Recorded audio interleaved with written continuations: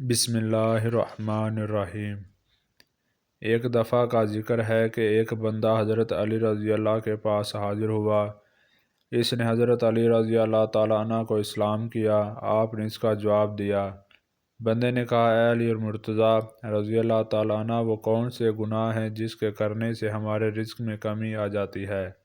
اس بندے کی بات سن پر علی رضی اللہ تعالیٰ عنہ نے ایک حدیث بیان کرتے ہوئے فرمایا، وہ 5 گناہ ایسے ہیں جو بندے کے کرنے سے اللہ تعالیٰ اس کے رزق میں کمی کے ساتھ ساتھ اس کو دنیا و آخرت کے عذاب بھی دے دیتا ہے۔ اگر ہم دنیا و آخرت میں کامیاب ہونا چاہتے ہیں تو ہم کو ان 5 گناہوں سے ہر صورت میں بچنا چاہیے۔ جو بندہ ان 5 گناہ کرنے سے نہیں بچ پاتا وہ اپنی دنیا و آخرت تباہ کر لیتا ہے۔ اس بندے نے پوچھا، اے علی رضی اللہ عنہ، وہ کون سے 5 گناہ ہیں؟ آپ نے فرمایا کہ پہلا گناہ سود کا کاروبار کرنا ہے۔ آپ رضی اللہ نے بھرتے ہوئے فرمایا کہ سود کا کاروبار کرنے والا اس دنیا میں بھی ذلیل و خوار ہوگا اور آخرت میں بھی اس کے انعام و کرام سے ہاتھ دھو بیٹھے گا اور اس کا ٹھکانہ جہنم میں ہے۔ سود خور انسان کی کوئی عزت نہیں کرتا، وہ دوسرے کو ہر وقت پریشانیاں دے دے کر اپنا کاروبار چلاتا ہے، اس لیے اس کو بھی سکون مہیا نہیں ہوتا۔ سود خور کی جب موت ہوگی، اس کو قبر میں دفن کیا جائے گا تو بچھو سانپ اس کا چہرہ نوچ دیں گے اور اس کی شکل و صورت تبدیل ہو جائے گی۔ آپ نے ایک سود خور کی بات بتاتے ہوئے فرمایا کہ ایک سود کا کاروبار کرنے والا کسی جگہ سے گر کر مر گیا۔ اس کے گھر والے بہت غم زدہ ہوئے۔ ایک رات بیٹے نے اپنے باپ کو خواب میں دیکھا۔ بیٹے نے اپنے والد سے پوچھا، بابا تیرے ساتھ کیا ہوا؟ والد نے جواب دیتے ہوئے کہا، بیٹا میری تو آخرت تباہ و برباد ہو گئی ہے۔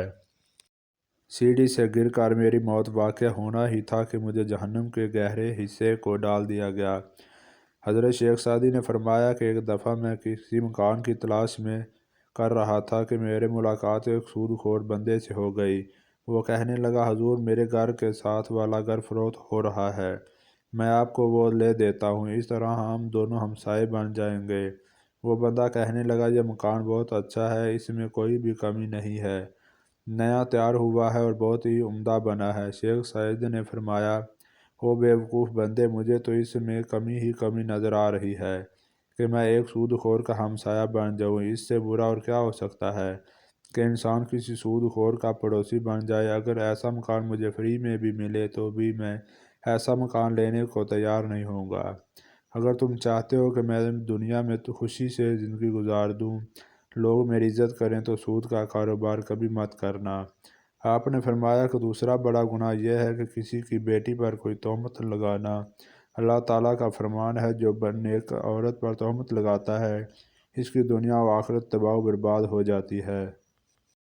اور فرمایا کہ تم کسی کی بیٹی سے شادی نہیں کر سکتے تو اس پر تہمت بھی مت لگاؤ، کیونکہ اس کے بوڑھے باپ نے سارا دن محنت مزدوری کر کے اپنی بیٹی کو جوان کیا، اس کی تربیت و پرورش اچھے طریقے سے کی ہے۔ اب اس کی بیٹی جوان ہو گئی ہے تو علاقے کے لوگوں نے اس کا رشتہ لینے کی بجائے اس پر تہمت لگانا شروع کر دی کہ یہ بندہ کے پاس ہی کیا ہے جو اپنی بیٹی کو جہیز دے کر رخصت کر سکتا ہے۔ ایک تو تم لوگ اس غریب باپ کی مدد نہیں کر سکتے اور دوسری طرف اس بیٹی کی عزت کو پامال کر رہے ہو۔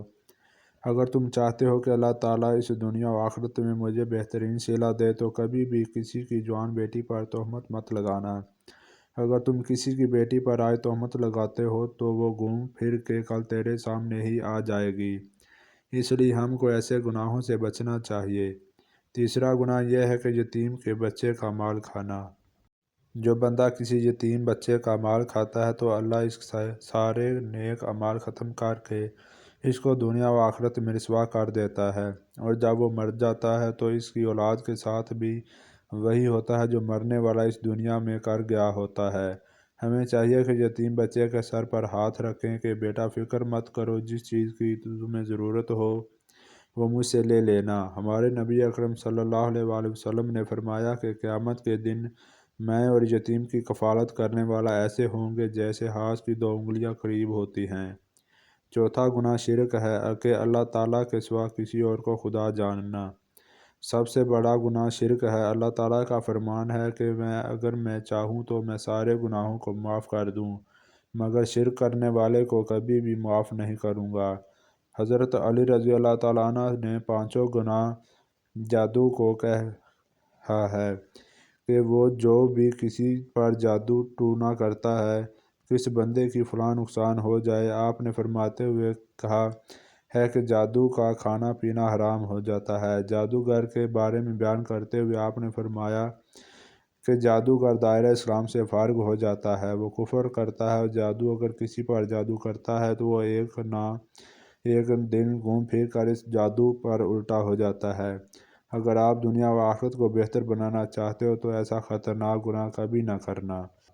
یہ 5 گناہ ایسے ہیں جن کے کرنے سے انسان اپنے اللہ تعالیٰ کو ناراض کر لیتا ہے۔ جب اللہ تعالیٰ ناراض ہو جاتا ہے تو اس بندے کی دنیا میں عزت نہیں رکھتی، وہ ذلیل و خوار ہو کر رہ جاتا ہے، اور ان گناہوں کو کرنے والے کا انجام جہنم ہے۔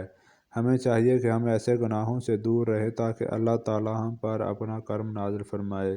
اللہ تعالیٰ سے دعا ہے کہ ہم کو ان 5 گناہوں سے دور رہنے کی توفیق عطا فرمائے، آمین۔